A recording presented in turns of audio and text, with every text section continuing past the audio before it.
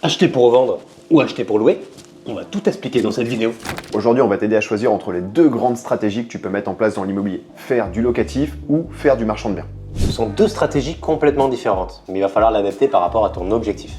Le locatif, que ce soit en longue ou en courte durée, ça présente un avantage, c'est que tu vas toucher un flot de loyer régulièrement et donc te faire une rente mensuelle. Indépendamment du temps que tu y passeras, ton loyer continuera à rentrer quoi qu'il arrive. Une fois tes projets locatifs lancés, l'avantage c'est que tu ne passes plus que quelques minutes par mois à les gérer au maximum et ensuite tu as un revenu presque passif qui tombe dans ta poche chaque mois. Ça te permet aussi de construire un patrimoine immobilier. Le but c'est quoi? C'est que ton locataire va rembourser un crédit immobilier. Qu'est-ce que tu vas faire? Tu vas capitaliser. Dans quelques années, tu auras un patrimoine qui aura été complètement payé par qui? Par ton locataire. Et après, tu as la stratégie des marchands de biens. Le concept est très simple. Tu achètes un bien, tu lui apportes de la valeur et tu le revends en prenant une marge. Le principal avantage du marchand de biens, c'est que tu peux faire des gros coups de cash très rapidement. Par contre, c'est un vrai savoir-faire à développer. Mais attention, le risque est beaucoup plus élevé. Tu vas dépendre du marché et tes projets vont être beaucoup plus différents.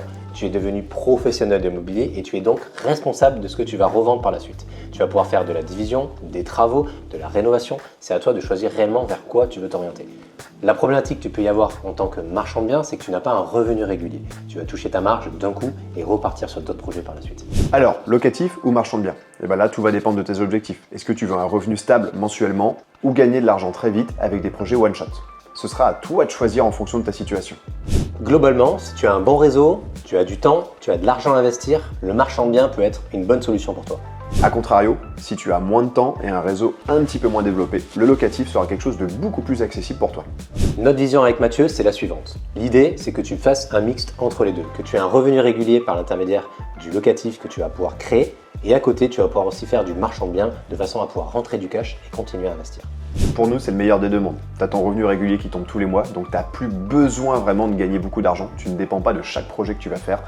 Et en plus, tu vas aller générer des gros montants de cash avec tous les projets marchands de biens que tu vas pouvoir générer. Reste bien connecté pour la suite des vidéos et surtout, voir les autres chemises.